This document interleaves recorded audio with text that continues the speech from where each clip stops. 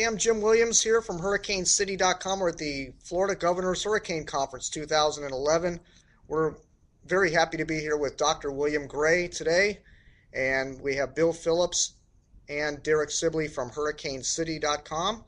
And we're going to start out the questioning. Let me switch views here, and here we go. We're going to start with Derek. Derek has some questions for Dr. William Gray. Thank you for being with us, Dr. Gray. Sure, glad to join. So, Dr. Gray, how do you feel with the neutral ENSO conditions out in the Eastern Pacific? What do you think, the U.S. hasn't really seen a major hurricane for a while now, and do you think the studies show that major hurricane landfall will be a higher risk along the U.S. coast? Well, yeah, for this year, we think it's a higher risk, but we've also thought it was a higher risk last year and in '08, too, but we were fortunate. We just didn't get any major hits, although Hurricane Ike could have been called a major storm, but they decided to keep it as a Category 2 as it went into the Galveston area. But no, the East Coast in Florida has been remarkably lucky since about 1970, except for the 2 years of '04 and '05. Those were very active years. And very damaging years. They weren't '05 was, but what made those years so damaging wasn't that the storms were out there, it was that the steering currents drove the storms over land.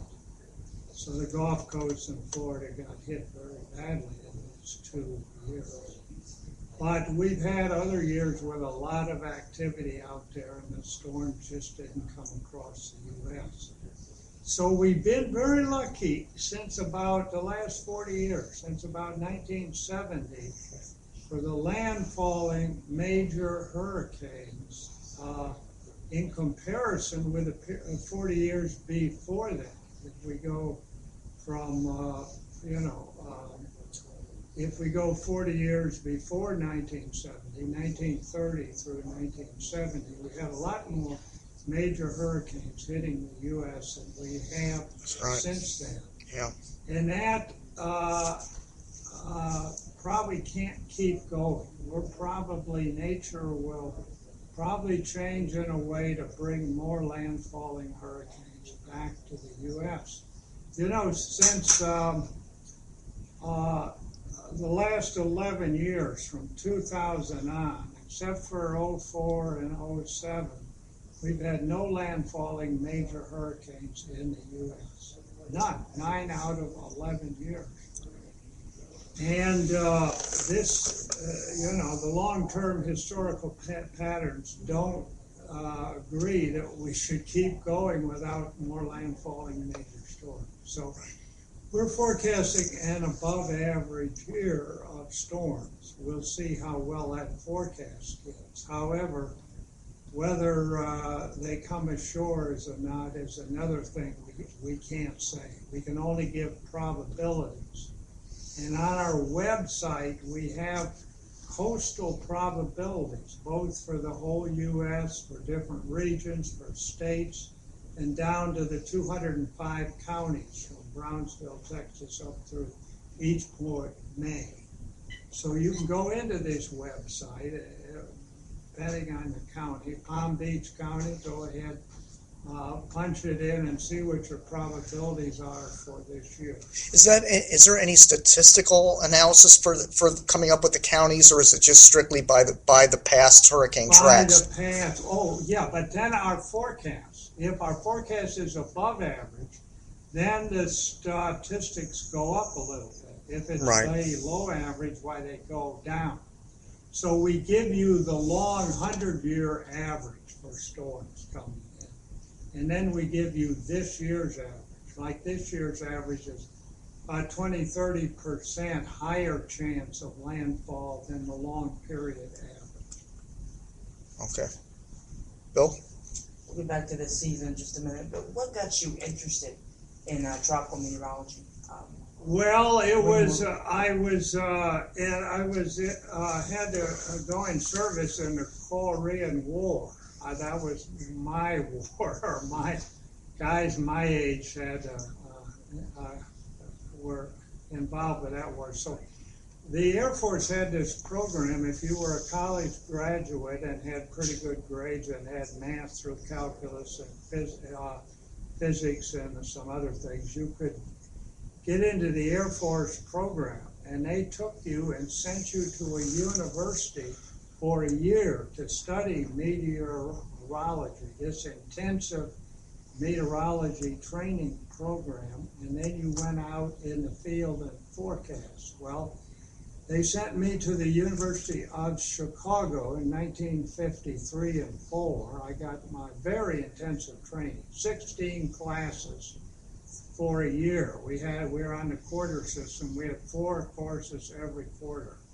And oh boy, it was an intensive program. I learned a lot, and then I got sent out in the Air Force. I was in the Azore Islands and England and the Northeast U.S. with a SAC group. And then I got out of service. You had to be in following school for 3 years. I served the 3 years, and then I got out, and I had an assistantship offered to me by Herbert Real. He was one of the most well-known tropical meteorologists at the time. And the new Hurricane Research Center had just been formed in West Palm Beach, Florida by Bob Simpson. So Real got involved, and he took me down to Florida my first summer of '58 and got me flights in the storm. I stayed and wrote my master's and PhD thesis on hurricane subject, the flight data in the inner core. And how old were you at this time? Well, when I went back to graduate school after the service, I was 27. 27, okay. And then I did graduate work for 4 years, got my master's and PhD. Then Real was at the University of Chicago, moved out to Colorado State, and he offered me a job out there, and I went out there in 1961, and I've been there since. Only a mere 50 years. I don't know if I'm going to stay or not. You never wanted to move back to Florida, huh?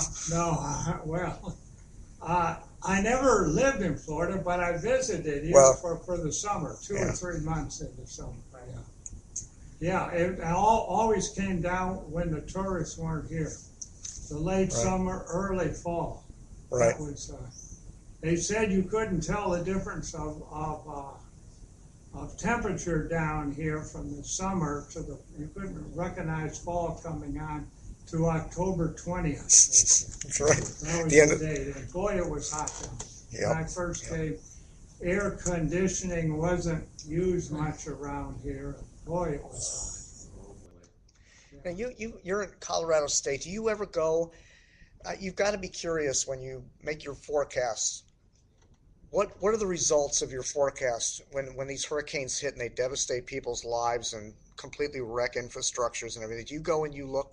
Do you go and look at this stuff? No, not so much. I do some. I certainly look at the pictures. I appreciate what they went through. But no, that's my job has been mainly to study them and forecast them. Well, we're mainly concerned with forecasting.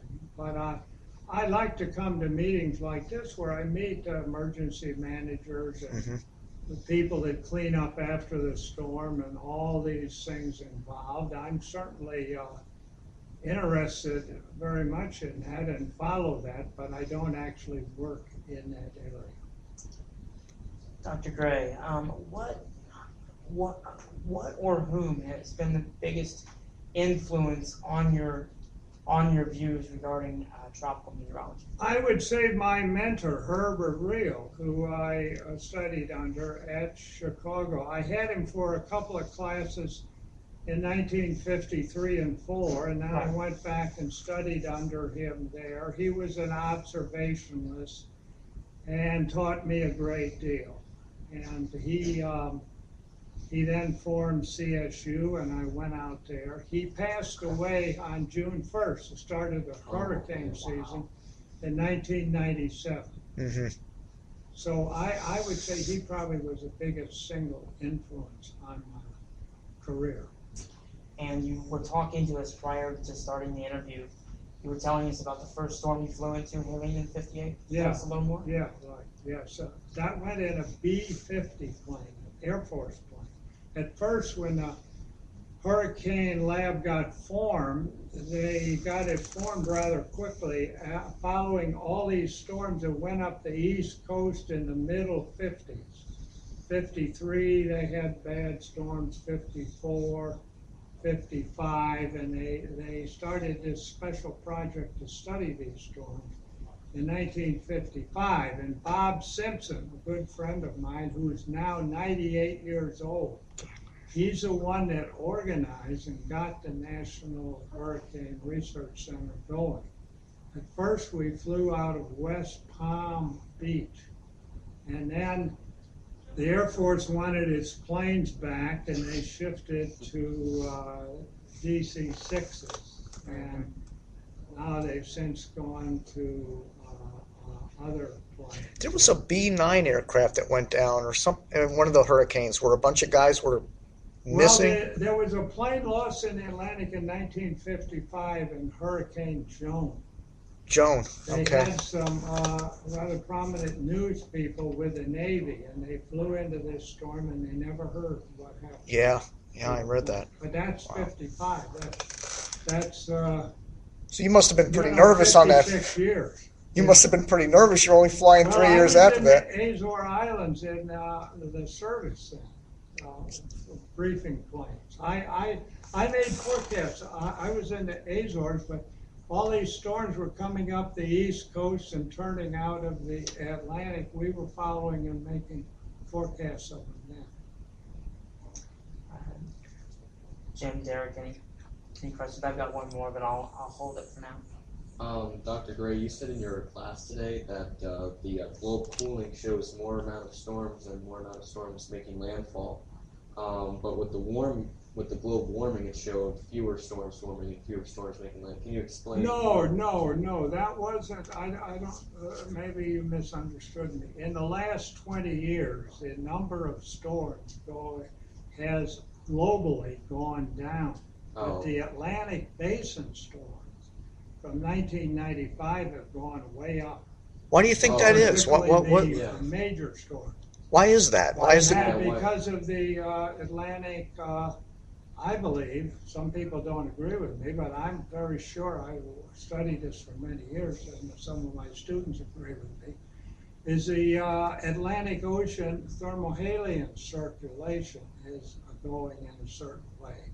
But what the Atlantic goes up and down doesn't fit what the globe does. The net global activity has gone down in the last 20 years, but the Atlantic activity has gone way up in the last 60 years, at least since 1995. The thermohaline circulation is only one parameter. I could search it. Just that, or what other parameters do you think are at play? Well, I think it's a pivotal thing. When it goes a certain way, it makes the wind shears in the main development area of the Atlantic weaker, so you have more storms. It makes the trade winds weaker, so you have less evaporation and a little warmer water. It makes the trades weaker such that your vorticity in the low levels is a little better. There's a whole lot of things.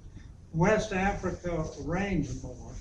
You get better monsoon troughs in West Africa, and the waves coming off there are better. There's a whole range of things that the thermohaline does, but it particularly affects the major storms, the category 3, 4, 5 storms that do, on a normalized basis, 80–85% of the damage. So do you think that had some effect on from the storms, like a few of the storms from '05, like Katrina and Wilma?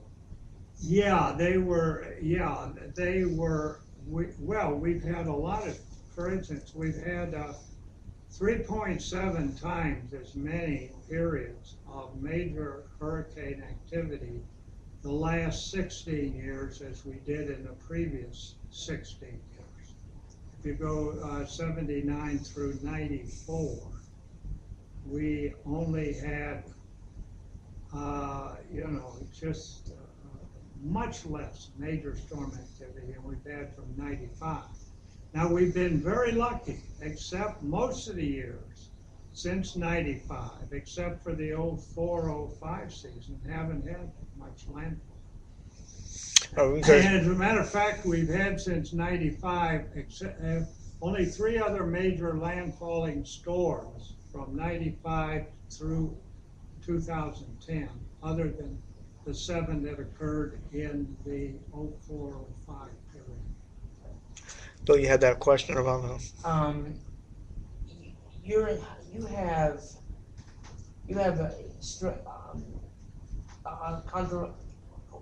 You have who some would consider controversial views when it comes to global warming. What would it take for you to reverse your current views on the subject of global warming? I don't think anything. From all I know about the atmosphere and studying it since '53, I've worked hard. Everything I know would tell me, yes, there may be a little bit of global warming from CO2 rising, but most of the warming we've seen is natural. And the future, when we double CO2 at the end of the 21st century, we may get a little bit of warming. 0.2, 0.3, 0.4 degrees C. Nothing like the 2.5 to 3 degrees the global models are saying. The global models are just wrong, in my view. Now, what would make me think that the CO2 is a big, important thing? I don't know what would make me from an energy balance point of view, the effect of the radiation blockage of IR or long-wave radiation to space from a doubling of CO2 is just energy-wise too small to do very much. I don't know what would take me to change my views. I don't think I will. I'm going to go into the grave thinking that it's grossly exaggerated. No, you said 2100. That it would. Well, that's a projections. The end of this century, they project the CO2 will be about double from what it was at the start of the industrial. Okay, and you don't think that that's going to happen with the CO2? You don't think that's going to happen with the CO2? It's going to double? I feel that that's going to happen. Okay. Sure. Oh, sure. The CO2 is going to keep going up. So would the sea level rise continue? I think it just won't warm as much as they're saying. Okay. Their warming amounts are about 10 times more than I think is going to happen. So you think the global models are overdone? Yes, very much overdone. But haven't they been underdone up to this point from when they started the modeling on this? Isn't it going a little faster than they thought? Assumptions on the rainfall and things. They have the CO2 in and it blocks IR loss, that's fine. But then they say the humidity in the atmosphere, the relative humidity will remain constant. So a little bit of warming will add more moisture to the air. Huh. And that extra moisture blocks more long-wave radiation to space. We say it's a feedback loop. It's a water vapor cloud feedback loop that they put more warming in. See, if you just don't have any feedback loop and double CO2, you'll warm the globe about 1 degree centigrade with a doubling. But this extra feedback loop gives them 2 to 5 degrees warmer, these models. And it's a feedback loop that's wrong. And I'll talk to any modeler, do anything. I have a lot of data.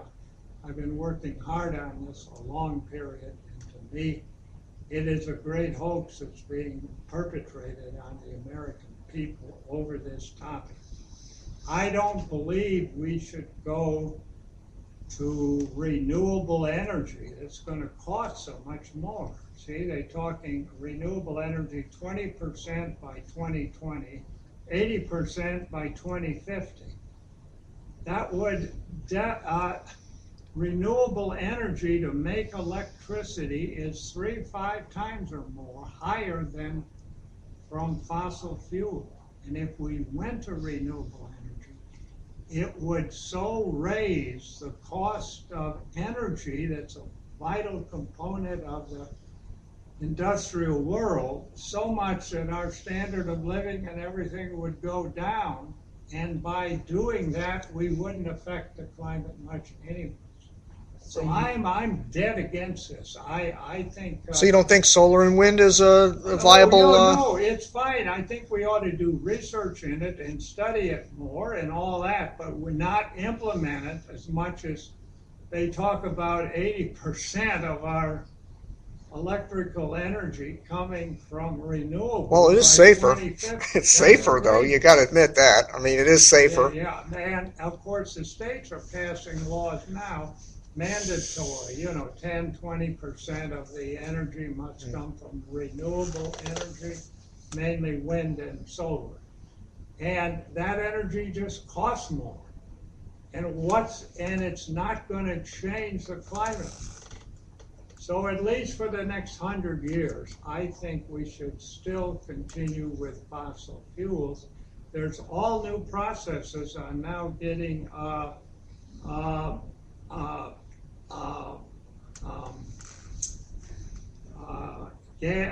through the fracking process, getting gas out from the wells and things. What is the energy? Oil shale. The oil shale gas, they're finding it in a lot of places, and the new technology of getting it out. We're going to have enough fossil fuels for a century or two in the future, and at least not now putting these draconian orders in to reduce fossil fuels and go to renewable energy. I am not for that. That's not going to occur. What would you say, though, if they said, we want to put oil rigs right off the coast of southeast Florida, for example, in a very high hurricane-prone area where you have a history of major hurricanes that can cause damage? You saw the oil rig damage from Katrina. You'd have beautiful tourist areas getting damaged by these rigs and oil spills. Hopefully the rigs would be run better, that they wouldn't have the runaway oil spill underneath that you had. No, I maybe right off the Florida coast may not be the best place for them. But that, if we go with renewable energy, doesn't necessarily mean you're going to have rigs off the Florida coast. It means in these other areas like Colorado and Canada and various other places are going to bring more fossil fuel out. We should probably go to the Anwar in Alaska and exploit that and things too. But that's another question. But we will be getting more fossil fuel energy out, and I want to see the industrial world keep advancing. I'm so amazed at how life is now compared to what I read about 100 years ago and what I saw myself 50, 60 years ago. And I think, it's remarkable what industrial world has brought, the type of life we live, the standard of living that we have. I don't want to sacrifice it. I want that to keep going. I want us to have enough surplus productivity that we can invest in more medicine and science and humanitarian areas. All right, Dr. Gray, we thank you very much for your time. We're running out of time here. We'll see you next year. I guess you'll be back here again next year? I hope so. Okay. The Grim Reaper's chasing me, but I'm running hard to beat him out. Okay. All right, Dr. Gray, thank you very much. Well, thank you. Okay. Nice